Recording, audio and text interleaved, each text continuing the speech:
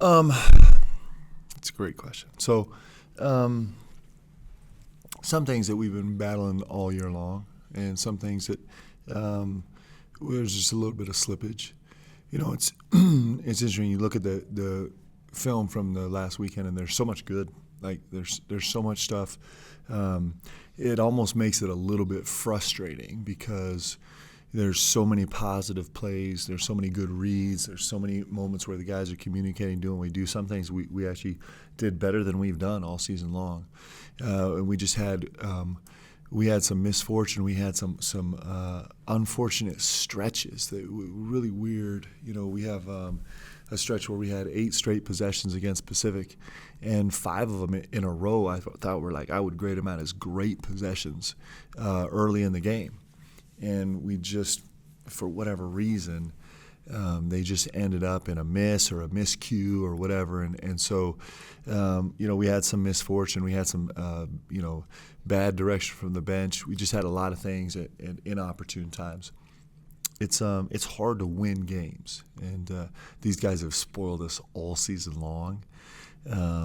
But so we see a lot. We had some transition defense issues. We had some rebounding issues. We had some issues in terms of our decision making on the offensive end. We had some issues with game plan things. It's a potpourri of things. It's not one thing to point to. It's just so it's a lot of different ways we can get better.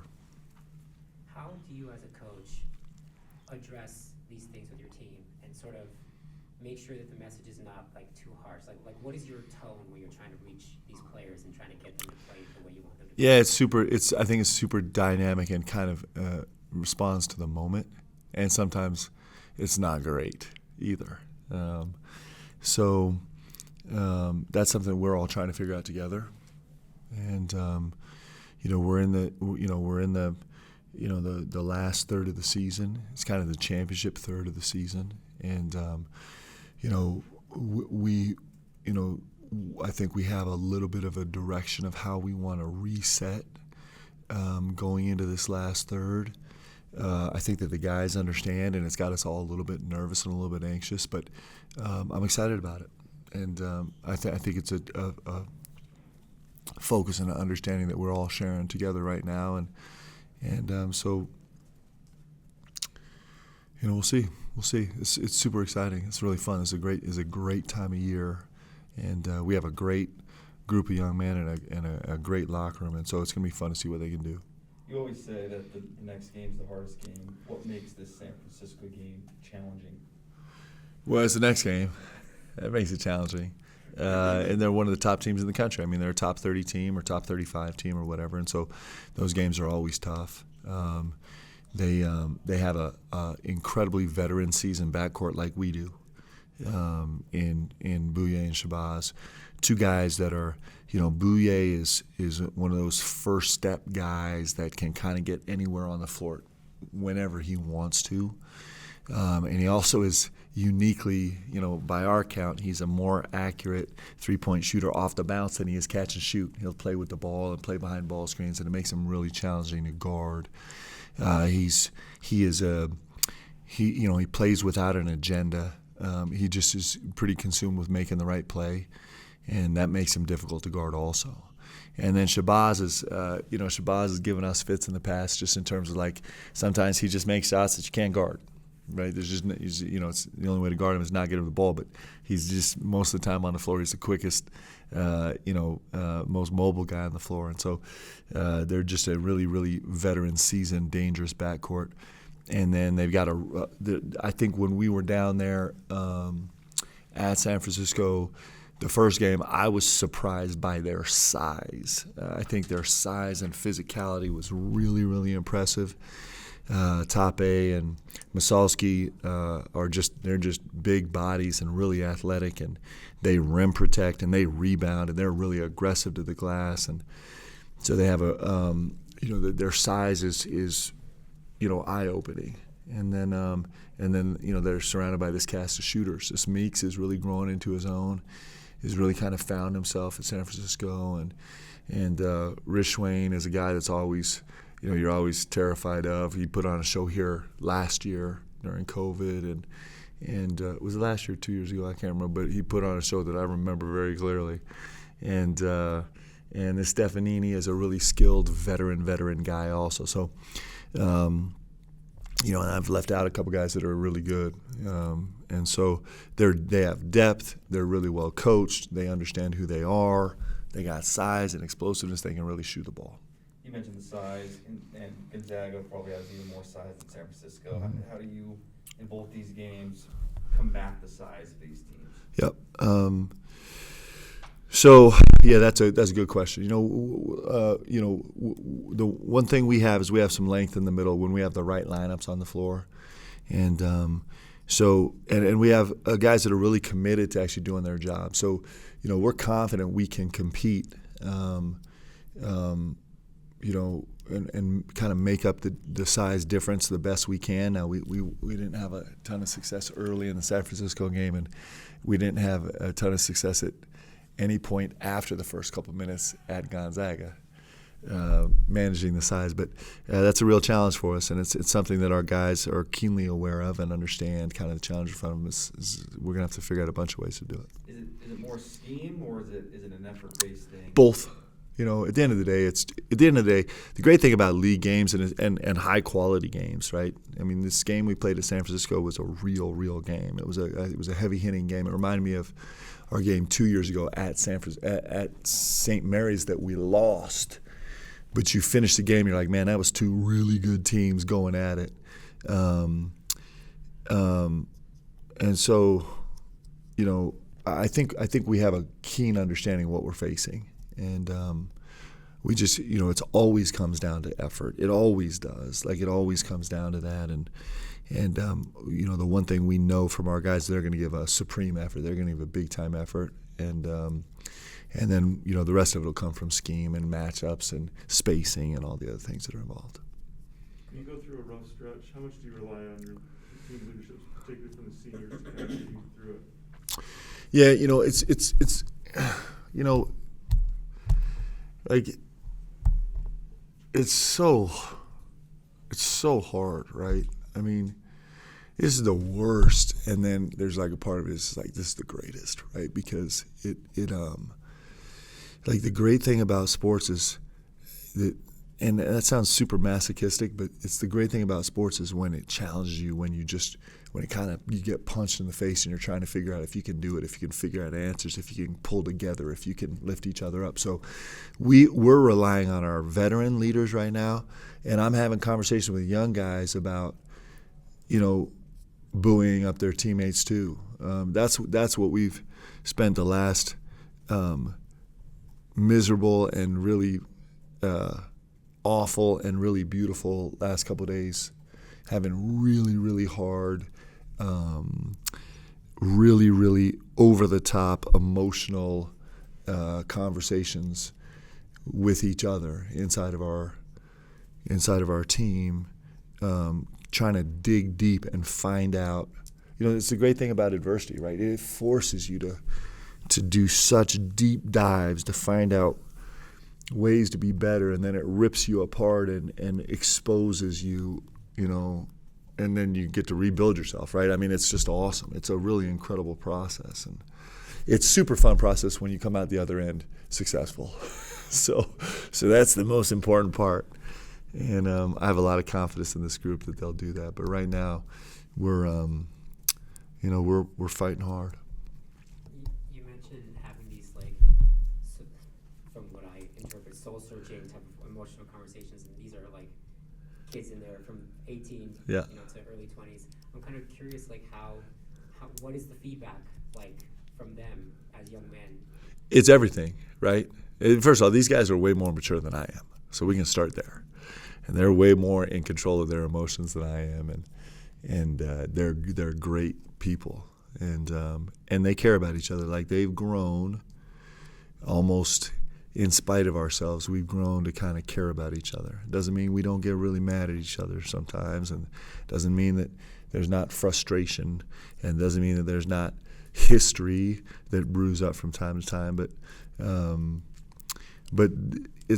like the growth process is messy, right? And the one thing that we have in this team is we've built up enough capital and enough trust that we can go through a really messy growth process and get better. And that's life, right? And so it's the best thing you get out of sports is you get to experiment over and over and over again with responding to tough situations, and then you become better at it, right? And it's pretty cool. And these guys are definitely doing that. How much have you thought about changing the starting lineup? We thought, I'm not spending. I don't really. The starting lineup doesn't really matter to me. What matters to me is, and our analytics crew is they just want to choke. They just want to. I can't say any of those things. They're just super frustrated with me. They want me to respond more quickly to. Our search right now is, I don't know if we'll change the starting lineup or not, but there are some trends where I'm pairing guys on the floor less efficiently than I can, right? So we have some lineups in some situations, and there's so many variables that that's where your head wants to explode, but where I can actually put guys that function better on the floor together more often. And that's our focus right now. And that might result in change of starting lineup, but that's not really going to matter. What matters is can I get the guys together on the floor that fit together the best more often? And that's really crucial for us. And that is not an easy analytical question to answer. Because like I said, there's so many variables to consider. There's too many, but we can do better. I can do better at that. That's one of the things where I need to get way better with this team is not just who starts on the court, but like who's on the floor together at different times when we need different things. It's super important. Both losses, I should say. Close at the end, do you lean into the analytics, or is it a field thing when determining what group you want to have close out a game? I'm totally happy if you just say both games. You can say both losses if you want. Well, listen, here's the thing. This is the great thing about our team is that I think our team is built on guys that start with their responsibilities first, right? And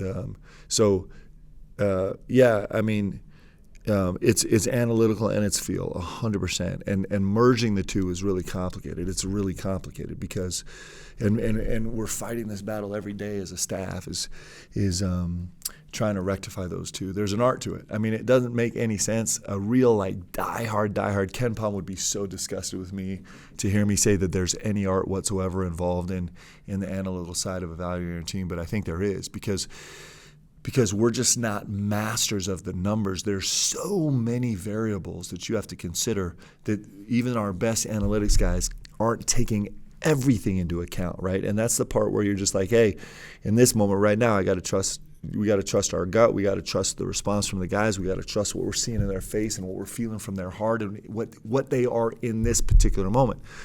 The great thing about analytics is they give you the most difficult thing about analytics is sample size, right?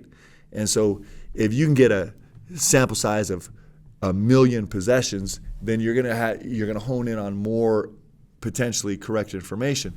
We don't ever get that in college basketball. I mean, it's, the pros would say, why are you guys wasting your time with analytics over a 30-game season? Because they don't even their stuff's not even valuable till they're 60 or 70 or 80 or 3 seasons in with the same roster, right? And so it's both, and clearly my merging of analytics and feel was not successful last week. When you kind of evaluate these rotation changes, how late in the season are you comfortable tweaking a lineup, or is there a time like late February where you're just saying we're going to run this? No, I'm super. Like, these guys give me unbelievable luxury as a coach. They don't care. I mean, they care, but they don't really care. They just want to win, right? And so, there's a million things to take in consideration, and you see on our timesheet the guys' minutes vary wildly from game to game, and the starting lineup is overstated. Like, starting lineup is fine, but I'm changing my starting lineup 90 seconds into the game anyway on most games. So it's my analytics guys would say, why are you spending so much time worrying about your starting lineup? They're together for 90 seconds. Like, there's a lot more game than that, and that's true. Actually, that's really true. How do you manage the reaction of the players that do care about their starting positions? Well, everybody cares. It's just we have a group of guys that care more about other things, right? So everyone cares. Everyone cares about their box score and their numbers and their future and their success and their notoriety. Everybody does. And but we're like I said, we're blessed with guys that care more about other things. And so what you do is you trust them to care more about other things, and our guys are good with it. The 90-second change after the starting lineup, is that like scripted, or is that just Sometimes, and sometimes it's feel, and sometimes it's situational, and sometimes it's foul issues, and sometimes it's fatigue, and it's interesting. Sometimes people ask about rotations, and sometimes you have to get a guy off the floor early so you can get him back sooner, so you can get the dude that's been on the floor for a long time off and not be naked out there, right? So there's a lot more that goes into kind of feeling out rotations than just like who's playing good right now, right? There's a lot to it, and it's what makes it fun. And I got to do it better. You mentioned earlier that this is going to be the championship third of the season, Mm-hmm. right? So, but after so many games, and you guys played 21, 22 games, whatever it is this also the time of the season where fatigue starts to set in, and how do you kind of manage that, considering that this is the push and you guys got to try to make it tomorrow? Yeah, there's no way to trick it, right? I mean, I worry about some of our young guys. Like some of our young guys, I'm like, there is this concept of a freshman wall. Sometimes that can be real. It's just like it's been so intense for so long. It's just like, I need to tap out for a second here. And then you worry about strain on bodies, and you worry about all those things. The same thing every team is worrying about, right? And you're just trying to manage it the best you can. And the truth is that most of us are going to manage it very average or poorly.